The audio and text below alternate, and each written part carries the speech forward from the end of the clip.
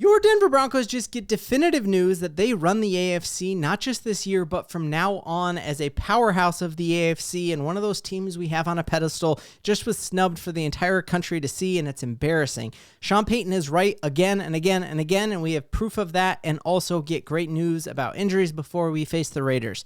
If you're new to the channel, I'm a diehard Denver Broncos fan named Ben. Helps me in the algorithm out a ton. If you like the Broncos, would you smash that like and subscribe button?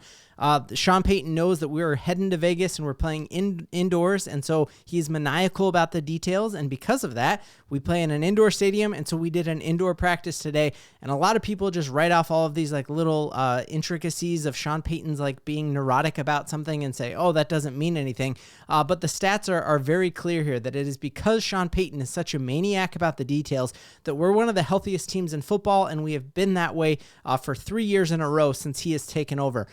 Looking here at the number of games missed for your starters, it is just crazy looking at teams like the 49ers who have 206 games missed because of starters. And then this website here, Sports Info Solution, goes on and says how many points they think that equates to. And you got to scroll really, really far down until you see the Broncos here are in the top 5 of most injured teams in football. And knowing that really the J.K. Dobbins injury is the only one that is going to cost him the rest of the season up until the Broncos make the playoffs. That, yeah, Pat Surtain missed a bunch of games, but he's back, knowing that Nate Adkins is going to be back. And this is just a fantastic advantage that the best ability in football is your availability, and it's Sean Payton being a maniac about the details, handing the preseason way different than any other team. Like, we play starters, you don't go 0 to 100 right away unless you're driving a Tesla, and that Sean Payton has played this thing absolutely perfectly, and just seeing where we're at is fantastic. So our injury report is looking really good going into Vegas and playing the Raiders.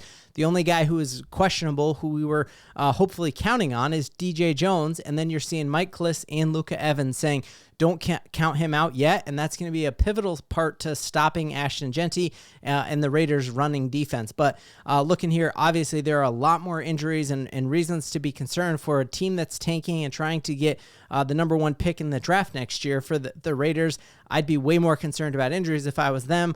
Obviously, this isn't even counting the fact that their left tackle is out for the rest of the year, but seeing we had multiple days this week of full practices for Jonah Ellis, which is great, and that Nate Adkins is still questionable, but we've seen Prentice step in there, and then we're really hoping for DJ Jones. But other than that, your Broncos injury report is about as clean as it could possibly be, which is absolutely fantastic. So we know already the Broncos are in the 1 spot right now for the AFC, tied with the New England Patriots. A win over the Raiders on Sunday would guarantee that the Broncos keep that tiebreaker because of common opponents, because the Patriots lost the opener to the Vegas Raiders. So this game, even though it doesn't seem as important as the game the week after against the Green Bay Packers, this game is actually more important because we want to keep that tiebreaker over the New England Patriots. So when it comes to the top tier of the AFC, everyone has always put the Buffalo Bills as like the top tier, like the destination. We got to knock off Josh Allen. Like, that is a team that we're just not even at their level yet. But I think this is the craziest story that I have heard in a long, long time. So the Pittsburgh Steelers cut their starting cornerback, Darius Slay. He hit the waiver wire, and so every team gets to put in a waiver claim on them. The Buffalo Bills had the higher waiver spot than the Philadelphia Eagles, and so the Buffalo Bills got Darius Slay. They were pumped about it. All of the Buffalo Bills content creators like, we got Darius Slay. He's an absolute dog. He is threatening to retire from NFL instead of playing for the Buffalo Bills. And that just shows you like how far this franchise has truly dropped, that nobody is afraid of the Buffalo Bills. Nobody wants to play for the Buffalo Bills anymore. And so that's just something that you would not see happen again with these Denver Broncos. We are such a different organization here. People love playing here. Bo Nix is already a talent magnet. We heard Talanoa Hufanga and Dre Greenlaw both say they chose playing with Bo Nix over Brock Purdy and essentially said those exact words. We heard Evan Ingram went to both the Los Angeles Chargers and to the Denver Broncos and saw and heard from head coaches about like, here's what our quarterback has to offer you. And they both chose all 3 of those dudes chose playing with Bo Nix over going to either the Chargers or the San Francisco 49ers. And I think this is just a sign here. We don't need to be afraid of the Buffalo Bills when a guy would rather retire from football than go and play for them. So this goes to the poll we had on the channel the other day. What team in the playoffs scares you? Jonathan Cooper said nobody scares us, and most of us in the poll said nobody scares us, and we shouldn't be scared of the Buffalo Bills if people are threatening to retire over playing for them. The only other time in the NFL I can remember that happening was Rob Gronkowski, towards the end of his career, was traded to the Detroit Lions and was called and asked about, like, hey, or he called up the GM and said, how can you trade me? I'm going to retire. And so the Patriots had to keep him on the team rather than trading him. And that was when Detroit was horrible. So what a sign here about how much the NFL and the AFC landscape has really changed, that the Buffalo Bills aren't Super Bowl favorites anymore. Players would rather retire than play for them. That doesn't happen with Denver. Obviously, that for a number of reasons. Bo Nix came out and said it. Cortland Sutton came out and said it. They both are like, we've been on a lot of teams in football. This is the favorite team we've ever played on because of the culture of this team, that there's not infighting. Guys do like unglamorous roles because they care more about the success of the team than they care about their individual accolades. We heard Nick Bonito and Jonathan Cooper say this is the favorite team they've ever played for. Vance Joseph on the bye week came out and said Nick Bonito could have twice as many sacks as he currently has if he didn't do this rushing where he's actually containing the quarterback in the pocket. This team is just so different. Even heard Von Miller come out and say that about like just the fans of this team. Like, we have the best fans in all of professional football, and Von Miller admits that on Sunday Night Football, he could not believe the number of orange 58 jerseys and people yelling at him, hey, come back to Denver. And then we remember the week before, Von Miller said he tried to come back to Denver and called George Payton, and George was like, hey, our edge rush room is pretty good right now, and we actually don't need your services. So just crazy how much things can just change in a couple of years, and they absolutely have changed on a dime. This matchup here this week, I think the Broncos are obviously, as long as they do not look past the Vegas Raiders, which we know Sean Payton throughout his entire Broncos tenure has not looked past teams. And there's really two guys that we got to watch out for. It is Brock Bowers on the Raiders offensive side, and Vance Joseph came out and said as much, like, hey, our main thing is shutting down Brock Bowers.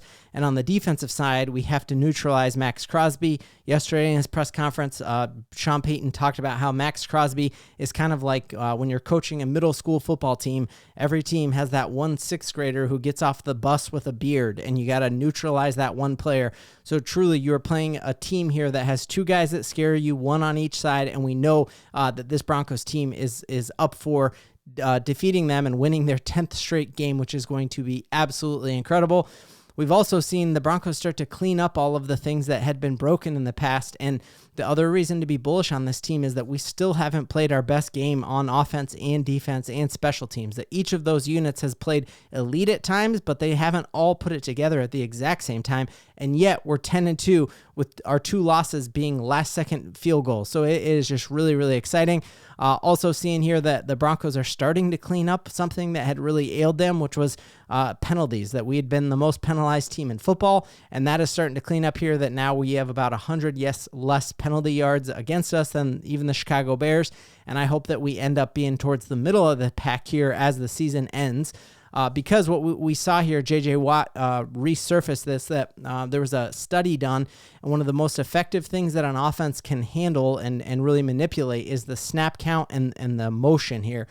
So I guess Carnegie Mellon did a study here that one of the biggest influences on an offense being successful is the pre-snap, just being able to catch the defense by surprise with a great snap count, which means that your quarterback needs to make sure that the offensive line is not jumping off sides. And he mentioned that, like, hey, quarterbacks who can manipulate the snap count are almost impossible to play against. And so I think that's the next level that, yes, this Broncos team is 10-2, but that's a level that we can step up and just even be more elite in for sure.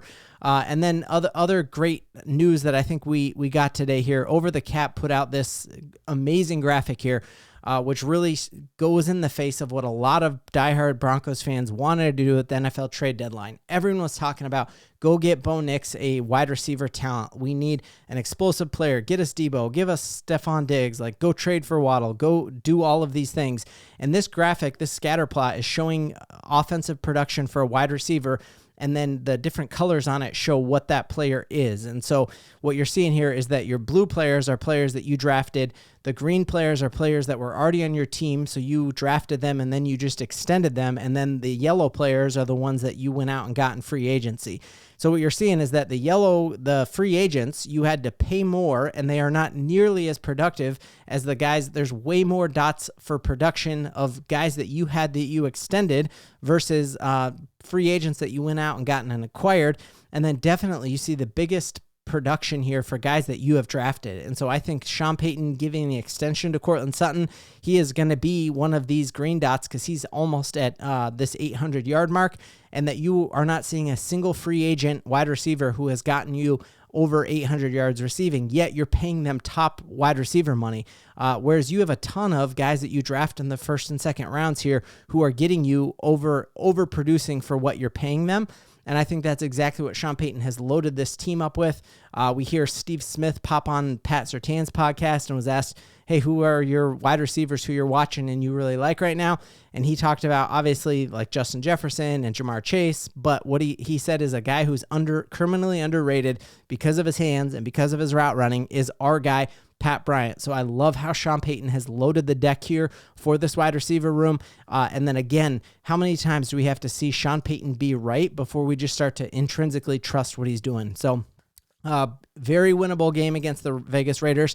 Got a great week of content. Tomorrow we're dropping a video with me and Graphic Raider about how the Broncos can win their 10th straight and win the AFC. Broncos country, we got so much to BO-Lieve in.